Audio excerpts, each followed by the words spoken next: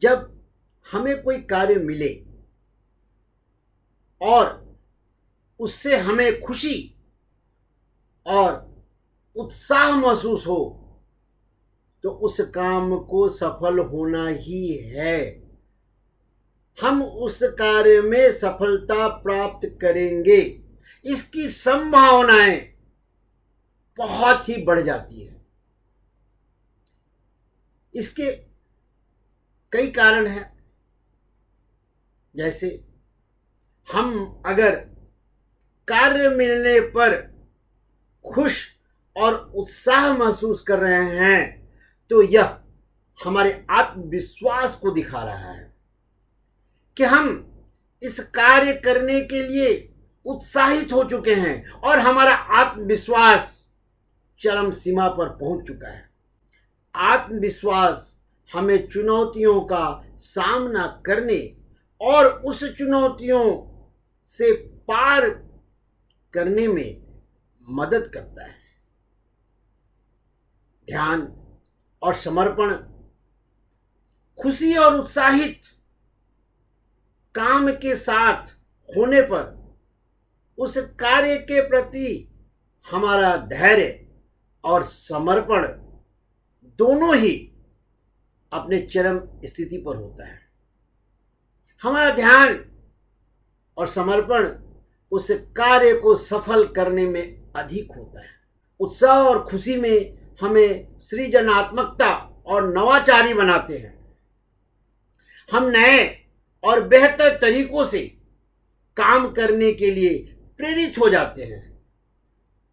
हमें नए नए तरीके अपने कार्य को सफल कराने में सोचते हैं और उसके प्रति समर्पित हो जाते हैं।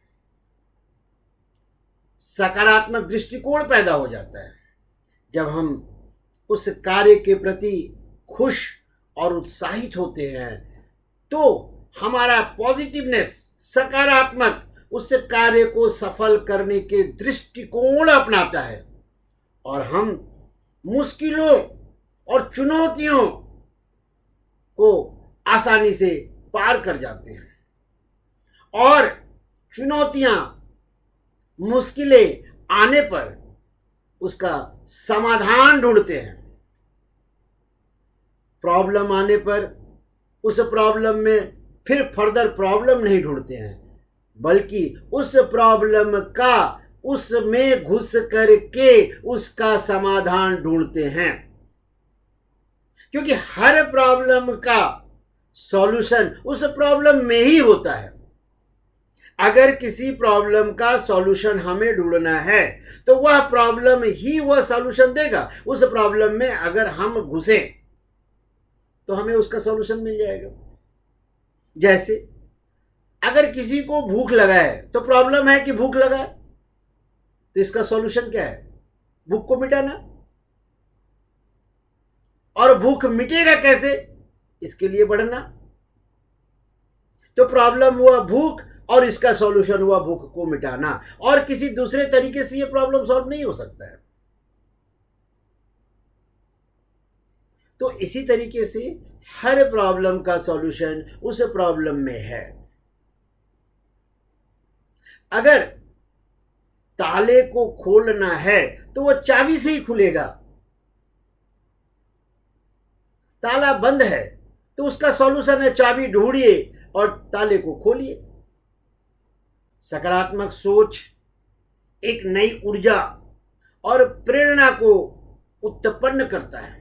ये ऊर्जा और प्रेरणा जब तक कि वह कार्य सफल ना हो जाए तब तक आपको लगे रहने की एक प्रेरणा देता है, आपकी एनर्जी को कम नहीं होने देता है।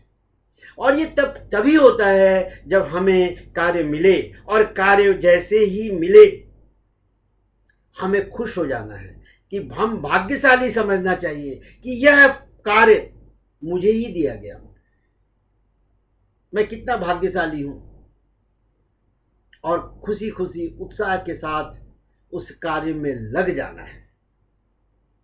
तो कार्य को सफल होना ही है। इससे आपके आत्मविश्वास, ध्यान और समर्पण सकारात्मक दृष्टिकोण, ऊर्जा और प्रेरणा प्राप्त करेंगे। यह हम एक दृश्य से समझते हैं जो गोस्वामी तुलसीदास जी जो अपने रामचरितमानस में बड़ा ही सुंदर ढंग से हमें बताया है कि जामवंत जी जैसे ही हनुमान जी के ज्ञान को, उनके शक्ति को पहचान करके एक लीडरशिप, एक वरिष्ठतम सदस्य होने की जिम्मेदारी निभाते हुए जब उनको सौंपते हैं, तब हनुमान जी उस काम को प्राप्त करके अति प्रसन्न हो जाते हैं। गोस्वामी तुलसीदास जी अपने रामचरितमानस में यह हमें बताते हैं कि जैसे ही जामवंत जी हनुमान जी को यह कार्य सौंपते हैं, तब हनुमान जी जामवंत के वचन सुहाए, असुनि हनुमंत हृदय अति भाए। जैसे ही जामवंत जी कहते हैं, हे हनुमान जी, आप तो ज्ञानियों में अग्रगणीय हैं, ज्ञानी नाम अग्रगण्यम, आप चुपचाप क्यों बैठे हुए हैं? तब हनुमान जी पूछते हैं कि जामवंत जी, मुझे करना क्या है? तब जामवंत जी कहते हैं, जाइए और सिर्फ सीता जी का पता लगा के आइए। यह उनका निर्देश होता है और यह कार्य हनुमान जी को जामवंत जी सौंपते हैं। सुंदर एक सीख हम लोगों को दिया है कि जामवंत जी के वचन को सुन करके, यानी कि काम को जो जामवंत जी हनुमान जी को सौंप रहे हैं, वह हनुमान जी के हृदय को बहुत अच्छा लगता है। जामवंत सुंदर वचन सुनकर हनुमान जी को हृदय को बहुत ही भाए, यानी कि हनुमान जी को यह बहुत अच्छी बात लगती है कि चलो, इतने लोगों के बीच में यह कार्य मुझे ही सौंपा गया। वाह वाह वाह, क्या मैं भाग्यशाली हूं। और आज मैं इतना भाग्यशाली हूं कि जिस संगठन में मैं कार्य कर रहा हूं, जिसके साथ मैं जुटा हुआ हूं, उसके काम करने का आज मुझे मौका मिला है। यह प्रसंग हमें यह बताता है कि प्रोत्साहन से व्यक्ति अपनी छुपी हुई शक्तियों को पहचान कर असंभव कार्य भी कर सकता है। हनुमान जी जामवंत जी के प्रेरणादायक वचनों से अपने भीतर छिपी अपार शक्तियों का अनुभव करते हैं और फिर सीता जी के खोज में निकल पड़ते हैं और बहुत खुशी खुशी, उत्साहित होकर काम करने चल पड़ते हैं।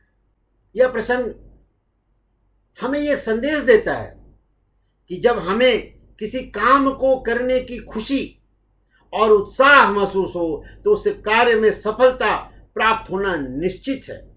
हनुमान जी का यह आत्मविश्वास और उत्साह उनकी सफलता की कुंजी बनता है। हम भी अगर इस प्रसंग का अपने सामाजिक जीवन में, पारिवारिक जीवन में या फिर व्यावसायिक जीवन में थोड़ा अनुसरण कर लें तो हम भी सफलता की सीढ़ियां पार करते जाएंगे। चुनौतियां या कठिनाइयां अगर उस कार्य के रास्ते में आए, जो आती है, तब भी हम उसे आराम से उन चुनौतियों को पार कर सकते हैं। यह उदाहरण हनुमान जी का यह आत्मविश्वास और उत्साह यही तो हमें सिखाता है। नमस्ते नमस्ते।